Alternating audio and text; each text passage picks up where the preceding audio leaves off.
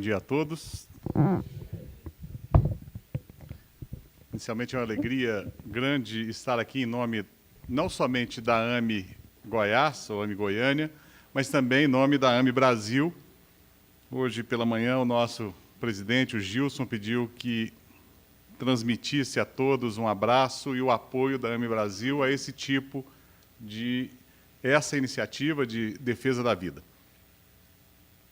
Ana Paula nos pediu para falar sobre o direito de nascer e gostaria de dizer que a gente vive agrilhoado, presos a algumas correntes. E não vou falar correntes espirituais, vou falar de correntes ideológicas, filosóficas, que têm conduzido o nosso mundo a uma condição um tanto estranha. Quando o livro Interpretação dos Sonhos completou 100 anos, James Hillman, um psicanalista americano, junto com Joe Montana, que é um cineasta, eles escreveram um livro chamado 100 anos de psicanálise, reticências e o mundo continua cada vez pior. A gente tem visto, é momento de transição, a gente está vivendo uma transição um tanto complicada, que ao invés de nos libertar, tem trazido mais correntes. E nós perguntamos inicialmente a quem interessa o aborto. Essa foto aí em cima, que parece uma foto muito bonitinha, mas é uma realidade na Itália de 1944, quando, devastada pela guerra, com a queda do Duce, crianças eram simplesmente vendidas ou abandonadas. A quem interessa o aborto? Segundo o Conselho Federal de Medicina, interessa a mulher pelo princípio da autonomia. A serviço de quem estavam os conselheiros do Conselho Federal de Medicina quando falaram isso? Inconscientemente, eu diria que a serviço de forças muito estranhas que têm governado alguns interesses na Terra. Quando eles dizem que interessa a mulher pelo princípio da autonomia, devemos perguntar às mulheres. Então, vamos ver aqui se passa o vídeo aqui. Está aqui, ó. Um pouquinho de paciência, nós temos alguns vídeos. Vamos ver se roda. Thank you. Thank you very much. Oh, now it works. My name is Mette Gjerskov. I am from the Danish Vocês vão ter Parliament. que ler I'm a legenda, que former todos os vídeos minister. são em inglês. And first allow me to express my respect for all the work Isso é you uma do assembleia na ONU, tá? for women all over the world and of course Africa. I was a bit provoked by the thought of new colonialism. Being from Europe, of course this hurts me. And so I would like to share a bit, because I have been to Africa, and I know that there are different countries, and I've been to Zimbabwe and Mali and Tunisia and Tanzania and Kenya and Rwanda, and a lot of African countries. And I've spoken to a lot of African women. And my lesson learned from being from a colonialistic society is do no harm. Allow people to make their own choices.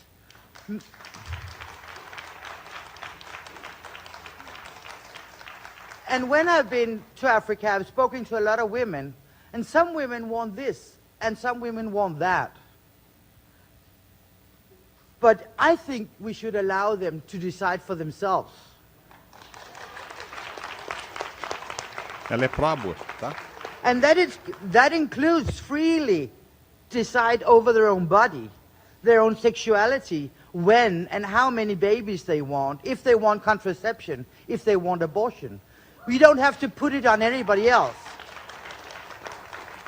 So if you want to make sure that you don't start a new colonization, let people make their own choices, decide over their own body. Thank you very much.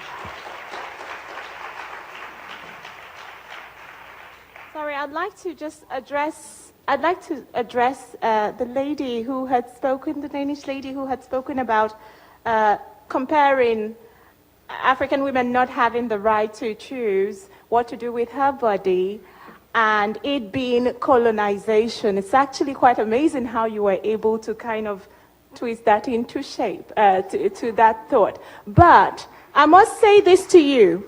I am from a tribe called the Igbo tribe in Nigeria. If I tried to translate in my native tongue what it means for a woman to choose what to do with her body, I couldn't. Most of the African native languages don't even have a way of phrasing abortion to mean anything good. Now, as communities of people and as societies, where it actually then becomes colonization, a neo-colonization, is that people from the Western world come to Africa and try to give us these kinds of language that we could never translate into our native tongue. They tell us that it actually can mean something for a woman to do something with her body, which isn't really morally bad. But anyway, the first thing that we have to think of and remember is that as communities, which was one thing I highlighted right at the beginning, culturally, most of the African communities actually believe, by tradition, by their cultural standards, that abortion is a direct attack on human life. So for anybody to convince a woman that abortion is good,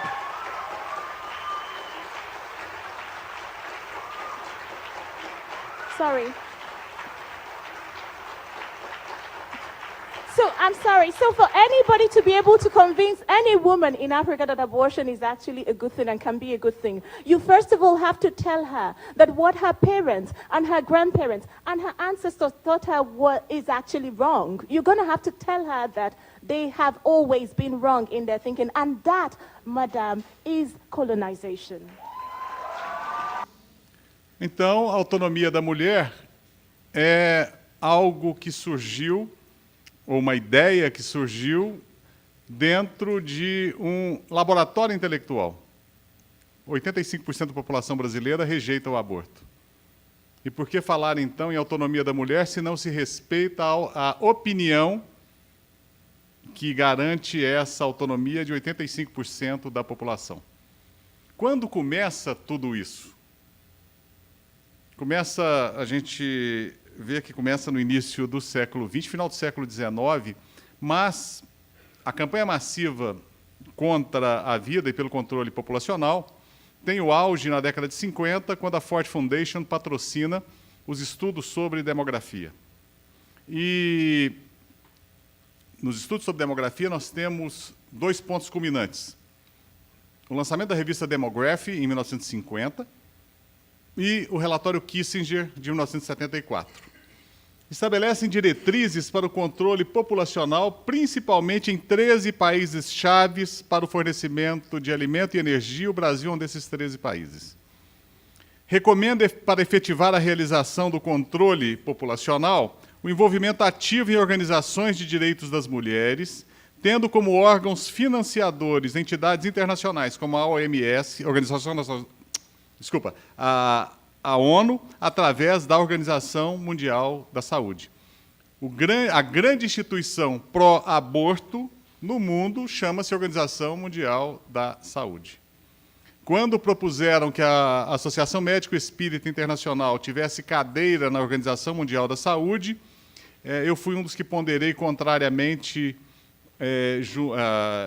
junto à doutora Marlene Nobre, que a Organização Mundial da Saúde é uma instituição abortista, ela promove o aborto no mundo inteiro. Qual seria o nosso papel lá e que voz nós teríamos? Se for apenas para assinar documentos da OMS, nós estaríamos traindo os nossos princípios pró-vida. A Ford Foundation, ela estabelece que o crescimento populacional, o que é interessante, que a Ford Foundation ela foi fundada pelos descendentes de Henry Ford. Ela tem tanto suporte, tanto a Ford Foundation quanto a Rockefeller Foundation, os seus herdeiros, e não os patronos, eles são globalistas, eles tendem a encarar o mundo como uma comunidade de pessoas extremamente integradas, indissociáveis, indistintas, que são forças da produção e devem ser comandadas por uma pequena elite. Isso não é capitalismo, isso não é socialismo, isso é o chamado globalismo. Quem é contrário ao globalismo defende os direitos individuais. Essas fundações, tanto a Ford Foundation quanto a Rockefeller Foundation, são instituições globalistas. E a Ford Foundation, ela diz que o crescimento populacional desde a Segunda Guerra, com crescimento sem controle entre as nações em desenvolvimento, dobrou a população planetária ao longo dos 50 anos. Ante essa explosão demográfica, que é aparentemente incontrolável, ela criou um fundo especial para o desenvolvimento da demografia, com foco principal na saúde reprodutiva. Então, desde a década de 50, a Fundação investe centenas de milhões de dólares em saúde reprodutiva. Ou seja, controle de natalidade pelo uso de anticoncepcionais, práticas de aborto, principalmente, desenvolvimento de programas para propagar a autonomia das mulheres, programas que envolvem líderes comunitários, líderes religiosos, uma infiltração muito grande e uma associação muito grande em questões ideológicas, tanto que hoje aborto é uma bandeira da esquerda, e tradicionalmente, até antes da década de 50, era uma bandeira dos chamados liberais, que passaram a ser conservadores. Hoje é uma bandeira ideológica das esquerdas. Todos esses movimentos com cunho ideológico que não olham para o indivíduo, mas olham como se todos fôssemos um só, o movimento de LGBT, movimento feminista, tudo isso que aparentemente fala em o direito de um indivíduo, trabalha por um processo de globalização, onde olha a massificação. Desde quando a intimidade de cada um, ou a orientação sexual de cada um, deve ser assunto político ou ideológico? Desde quando os direitos de uma mulher como ser humano devem ser assuntos políticos ou ideológicos? Mas tudo isso entra dentro de uma orquestração, financiado por fundações como a Ford Foundation e a Rockefeller Foundation.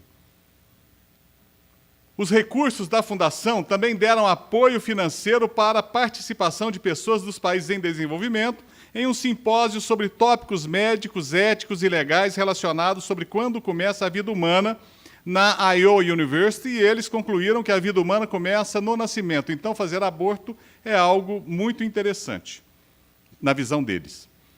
Em 1967, a ONU criou a United Nations Population Funds, que tem como objetivo o financiamento de projetos demográficos focados no controle da população. Eu não vim aqui fazer uma palestra muito tranquilinha, não. É porque o assunto não é tranquilo, né? Então, a OMS, em 2012, ela criou um protocolo para abortamento seguro e financiou a propagação desse protocolo no mundo inteiro. Em Goiânia, nós tivemos a aplicação desse protocolo em 4 unidades, incluindo a Santa Casa de Misericórdia, que é uma instituição católica, apoiado firmemente pelo governo do Brasil, pelo Ministério da Saúde, pelos nossos 2 últimos presidentes, a última que sofreu impedimento, que são pró-aborto. E é um absurdo um hospital religioso como a Santa Casa de Goiânia receber esse tipo de treinamento, mesmo com a desculpa que é um treinamento do Ministério da Saúde apoiado pela OMS. Uma pesquisa eletrônica, uma pesquisa no endereço eletrônico, no site da OMS, quando a gente coloca como variável de pesquisa o termo abortion, nós temos 29 mil resultados, sendo os mais relevantes as diretrizes clínicas para abortamento seguro e a edição especial de sua revista científica, cujo tema é expandindo acesso para o aborto médico, né, nos países em desenvolvimento. Na opção regulação de fertilidade, as técnicas para o aborto induzido, vem como primeiro capítulo da pauta apresentada.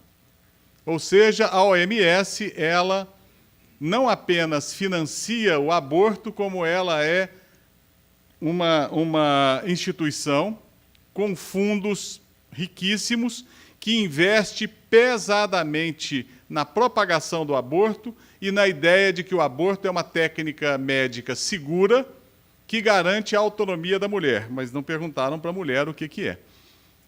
As organizações pró-aborto no Brasil dizem que o número de mortes de mulheres devido ao aborto ilegal conta-se aos milhares, mas uma pesquisa que eu fiz nos dados do DataSUS, essa pesquisa é de 2013, e eu peguei dados até 2010, nós vimos que de todas as 1.157 mortes de mulheres em idade fértil, 32 foram devido ao aborto espontâneo ou não especificado, legal ou ilegal. Então, não tem milhares de mortes no Brasil devido ao aborto. Essa ideia é uma ideia que é propagada, e se nós pegarmos os dados, então, que temos oficialmente, pelo DataSUS, nós perguntamos onde é que estão essas milhares de mortes. Porque um dos argumentos para legalizar o aborto é que morrem-se mulheres em idade fértil porque fazem aborto ilegal. Mulher em idade fértil, necessariamente morte de mulher em idade fértil, é registrado em atestados de óbito. Faz tempo que eu não preencho um atestado de óbito, mas esse campo ainda existe. Aborto no Brasil, 85% de nossa população é contrária ao aborto. O número de mortes maternas decorrentes de abortamento ilegal tende a ser superestimado. Quem fala isso é esse autor, nesse artigo que é extremamente interessante e é gratuito. Então, nós temos uma tendência muito grande em superestimar, no mundo inteiro, o número de mortes decorrentes de abortamento ilegal. Isso tudo porque estamos sem saber a serviço de uma ideologia. A política do aborto é também uma política ideológica. Em 1919, um dos filhos diletos de Satanás, Georg Lukács, assumiu o Instituto da Cultura da Hungria. O que Lukács fez? Ele perseguiu todos os religiosos e os grandes orientadores. Era a ascensão do Partido Comunista na Hungria. E ele passou a dar educação sexual nas escolas. As crianças passaram a aprender sobre sexualidade nas escolas, desde a tenra idade. Isso que o governo do PT fez no Brasil nos últimos anos. As nossas crianças hoje têm manual de como coloca o peru dentro do buraquinho, ou da amiguinha ou do amiguinho, né? Porque agora tem um incentivo muito grande a uma sexualização muito precoce das crianças. Isso não é novidade. Georg Lukács fez isso na Hungria. Então, ele criou um programa de educação sexual radical e palestras sexuais. Distribuía literatura contendo imagens que instruíam graficamente os jovens a enveredar pelo amor livre. Isso não é o MEC, tá? O MEC fez isso 100 anos depois, quase.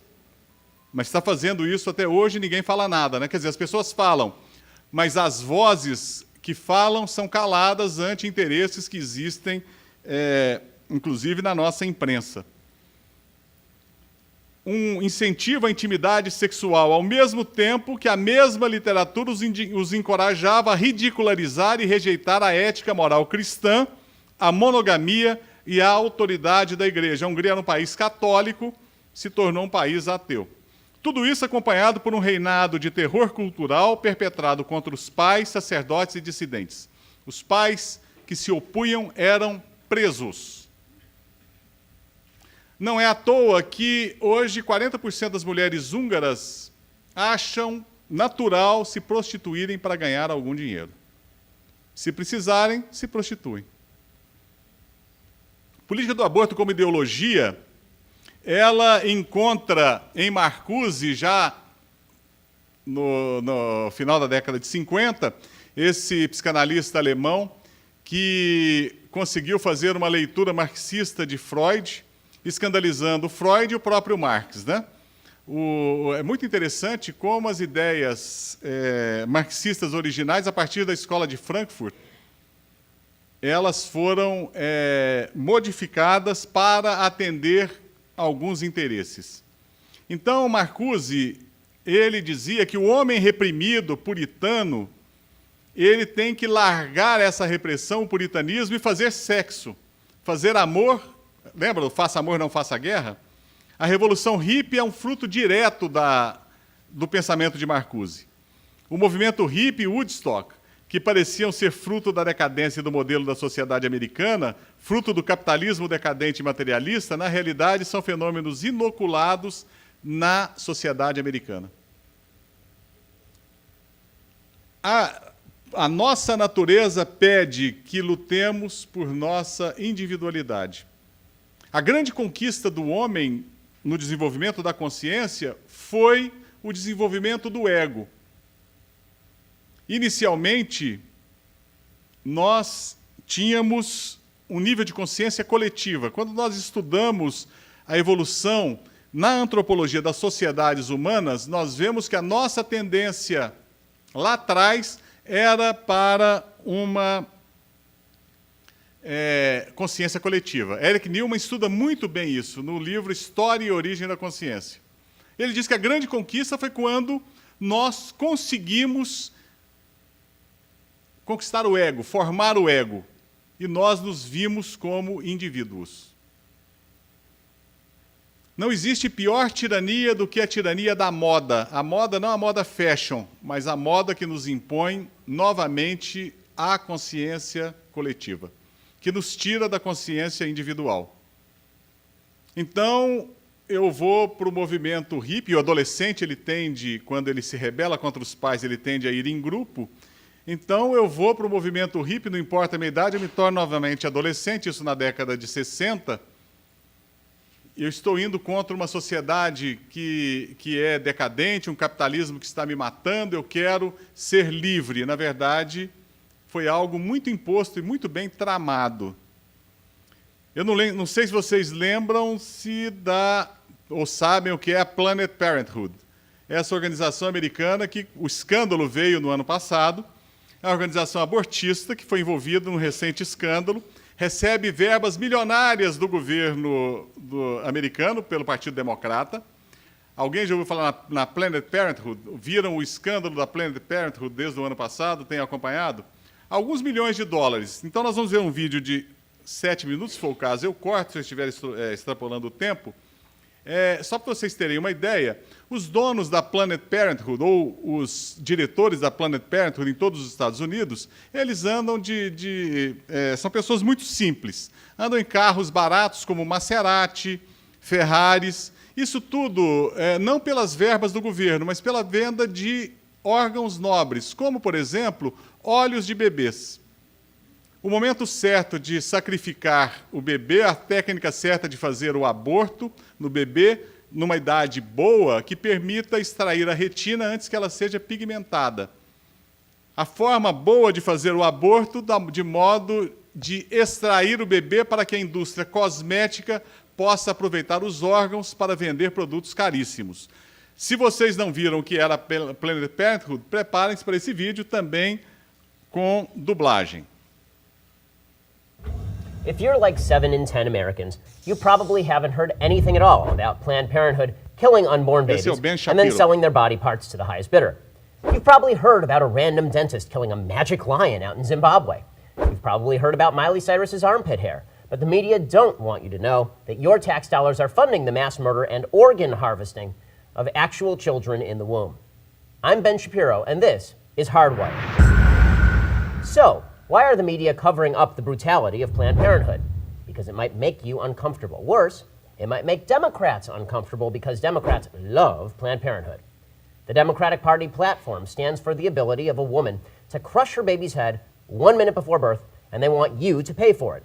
It's actually in their platform. Quote, Democratic Party strongly and unequivocally supports Roe v. Wade and a woman's right to make decisions regarding her pregnancy, including a safe and legal abortion, Roe versus regardless Wade é a of lei que ability permite to o pay. aborto nos Estados Unidos. President tá? Obama, Foi o as a caso state que senator gerou a in lei. Illinois, he actually called for a fully formed living baby to be killed after birth. He said such a child was merely a fetus outside of the mother's womb.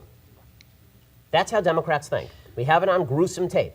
Here's a top Planned Parenthood doctor talking about how to use less crunchy techniques to kill babies so that their organs can be more easily sold. How he feels about using a less crunchy technique to get more whole specimens. And here's another top Planned Parenthood doctor talking about the ease with which baby intestines can be harvested and eyeballs can be extracted. These orbits are good too, and at this stage you start to get the retinal pigment epithelium, Yes. which is in the back. which is, you've collected that before. So all the orbits are so easy. It's just delightful. A third top Planned Parenthood doctor negotiated over baby body part prices while standing over a tray of dissected children. I think the per item thing works a little better just because we can see how much we can get out of it. Now, naturally, Hillary Clinton thinks the people who do this are just wonderful. I'm proud to stand with Planned Parenthood. But when Hillary Clinton is shown video of Planned Parenthood doctors talking about selling organs, even she pretends to find it, quote, disturbing. People who claim they're disturbed by the sale of baby organs, but are totally fine with the crushing of their heads, are moral idiots. It's like saying you're disturbed by the whipping of American slaves, but not by anyone holding them as slaves in the first place. Here's the truth. Abortion ends a human life. The science is settled. By 3 weeks after sperm meets egg, the baby's brain, spinal cord, heart, and other organs begin forming. That's about the time when most women notice they're pregnant in the first place. By week 4, we've got early facial features. By week 7, the baby has toes. By week 9, the baby is developing external genitalia. By week 10, the baby has started growing fingernails. And that's all in the first trimester. That's the least controversial abortion period. But we treat these innocent human lives as junk for the garbage disposal. During the first 3 months of pregnancy, doctors plunge a tube with an edged tip into the womb. They then use the suction power of the tube to literally tear apart the child while it's alive, and then suck the pieces out of the mother's womb. This is called suction aspiration. Unpleasant? Try dilation and curettage. In this version of abortion, doctors use a curette, which chops up the baby inside the womb and then scrapes it right out. As the baby grows, the methods of abortion get uglier and uglier. There's dilation and evacuation, in which doctors use a forceps to crush the baby, including its brain and spine. The pieces are then removed.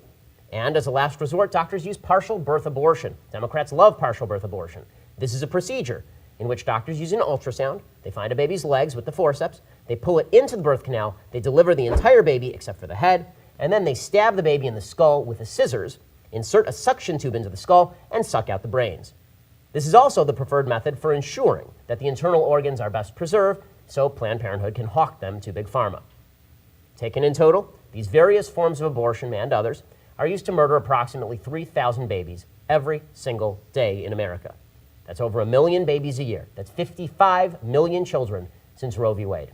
The media want to keep us blind to these facts, or perhaps we want to blind ourselves. But by blinding ourselves to murder, we become complicit in it.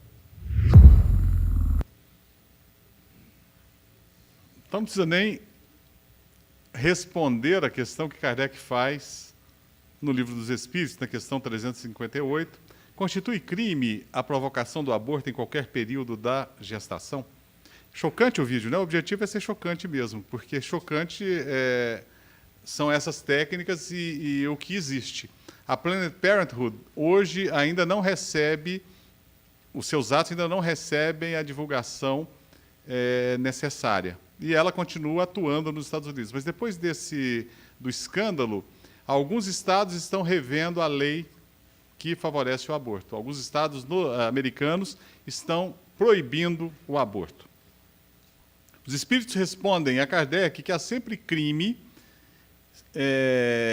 há crime sempre que transgredis a lei de Deus. Uma mãe ou quem quer que seja cometerá crime sempre que tirar a vida a uma criança antes do seu nascimento.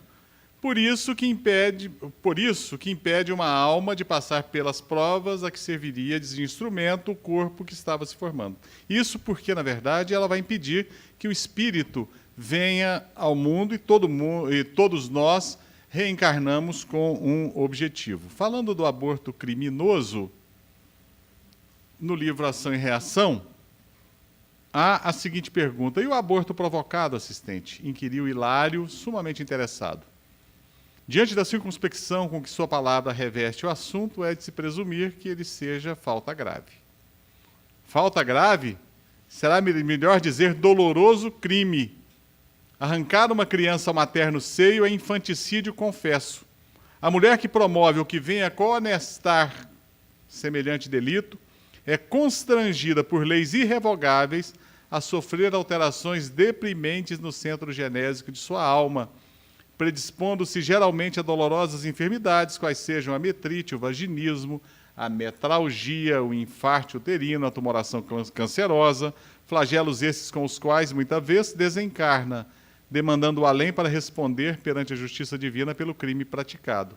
É então que se reconhece rediviva, mas doente e infeliz, porque pela incessante recapitulação mental do ato abominável através do remorso, reterá por longo tempo a degenerescência das forças genitais. No Evolução em Dois Mundos, no capítulo 14, o título do capítulo é Aborto Delituoso, nós lemos que a misericórdia do Senhor preceitua não que o delinquente seja flagelado com extensão indiscriminada de dor expiatória. A misericórdia, ela nos alcança sempre, mas ela não nos livra do erro. Ela não nos exime do pagamento de nossos erros. Ela nos dá oportunidade de repararmos o nosso erro usando da força que nos é possível. Então, ela não nos pune irremediavelmente.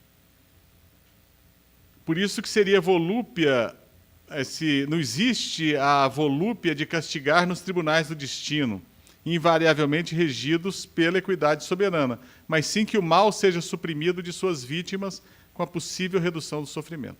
E nós arquivamos as raízes do mal em nós mesmos, e que acalentamos para extirpá-las à custa do esforço próprio em companhia daqueles que se nos afinem à faixa de culpa, com os quais, perante a justiça eterna, nossos débitos jazem associados.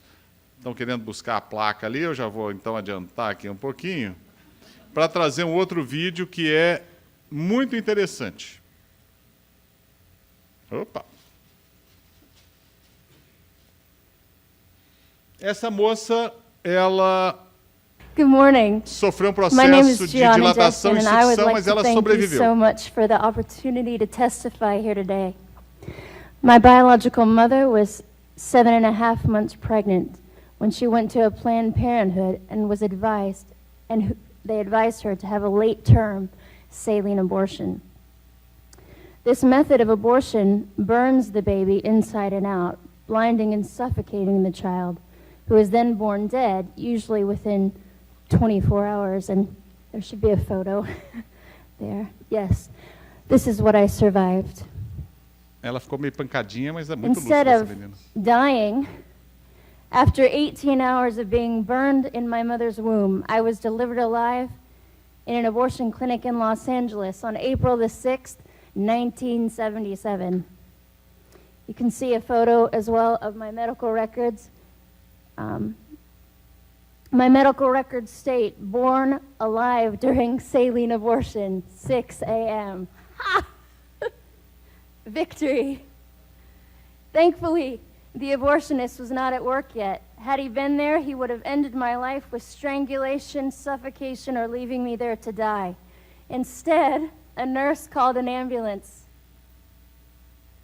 and I was rushed to a hospital. Doctors did not expect me to live. I did. I was later diagnosed with cerebral palsy, which was caused by a lack of oxygen to my brain while surviving an abortion. I was never supposed to hold up my head or walk. I do. And cerebral palsy, ladies and gentlemen, is a tremendous gift to me. I was eventually placed in foster care and later adopted. And hear me clearly, I forgive my biological mother. Within the first year after my birth, I was used as an expert witness in a case where an abortionist had been caught strangling a child to death after being born alive. Margaret Sanger, the founder of Planned Parenthood, said the following: "The most merciful thing that a large family does to one of its infant members is to kill it." Planned Parenthood is not ashamed of what they have done or continue to do, but we will have to give an account as a nation before God for our apathy and for the murder of over 50 million children in the womb. Só minutinho. Planned Parenthood tem escritório no Brasil e atua no Brasil, tá? Com outro nome. Every time we falter in courage as individuals and fail to confront this recebe verbos do evil, Ministério I da wonder Saúde.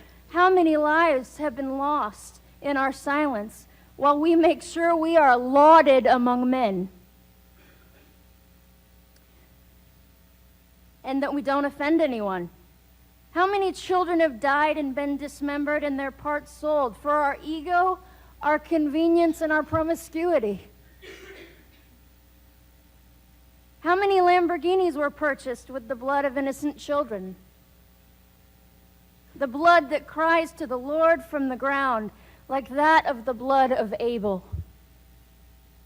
Not one of them, ladies and gentlemen, is forgotten by him. I would ask Planned Parenthood the following questions 38 years later. I would ask them these questions. If abortion is about women's rights, then what were mine? You continuously use the argument, if the baby is disabled, we need to terminate the pregnancy, as if you can determine the quality of someone's life. Is my life less valuable due to my cerebral palsy? You have failed in your arrogance and greed to see one thing. It is often from the weakest among us that we learn wisdom. Something sorely lacking in our nation today, and it is both our folly and our shame that blinds us to the beauty of adversity. Planned Parenthood uses deception, the manipulation of language, and slogans such as a woman's right to choose to achieve their monetary aims. I will illustrate how well they employ this technique with the following quote. The receptivity of the masses is very limited. Their intelligence is small, but their power of forgetting is enormous. In consequence of these facts, all effective propaganda must be limited to a very few points and must harp on these in slogans until the last member of the public understands what you want him to understand by your slogan. Adolf Hitler. We often hear that if Planned Parenthood were to be defunded, there would be a health crisis among women without the services they provide. This is absolutely false. Pregnancy resource centers are located nationwide as an option for the woman in crisis. All of their services are free and confidential. They can be reached by texting helpline to 313131. There is access to vital exams for women other than Planned Parenthood. We are not a nation without options. Planned Parenthood receives $500 million of taxpayer money a year to primarily destroy and dismember babies. Do not tell me these are not children. A heartbeat proves that. So does 40 ultrasounds. So do I.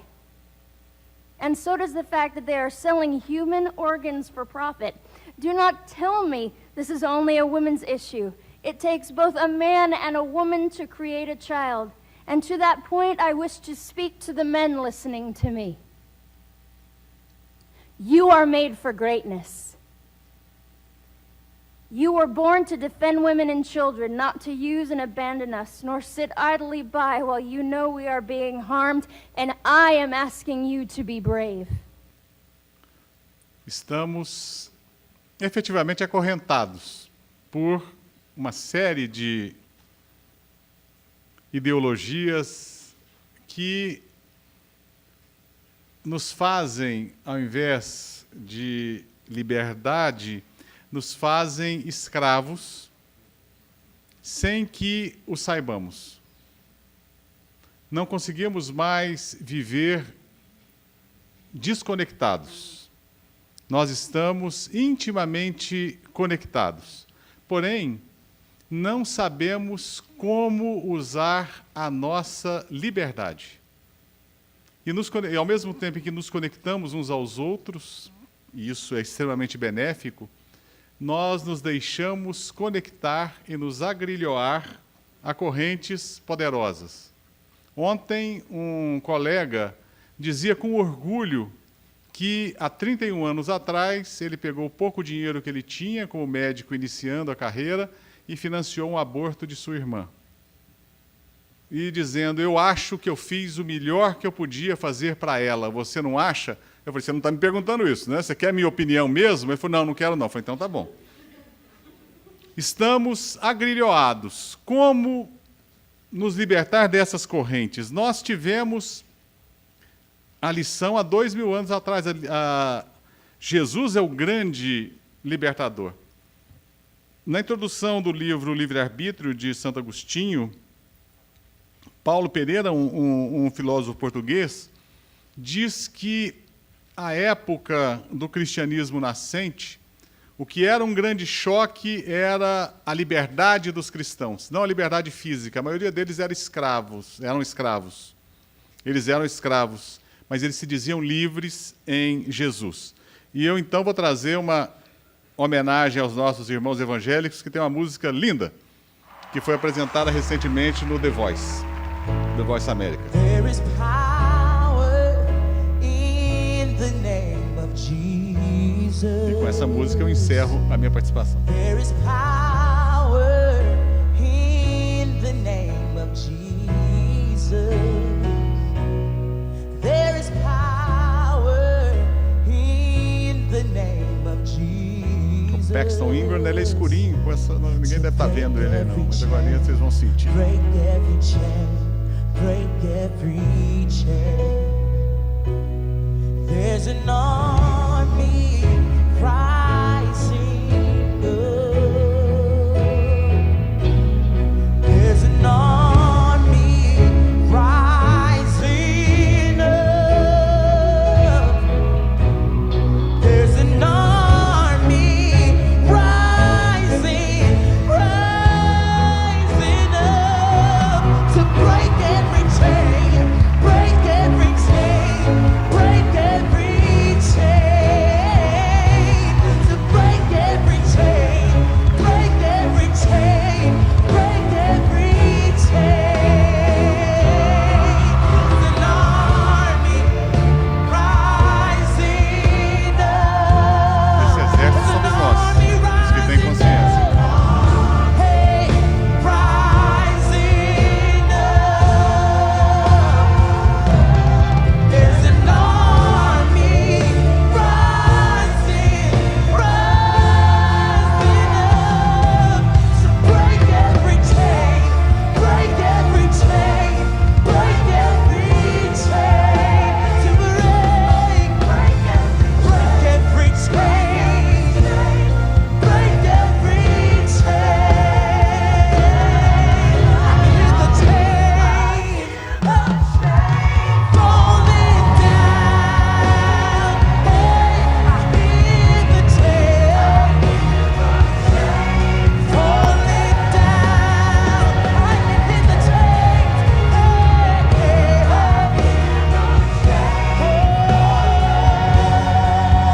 To break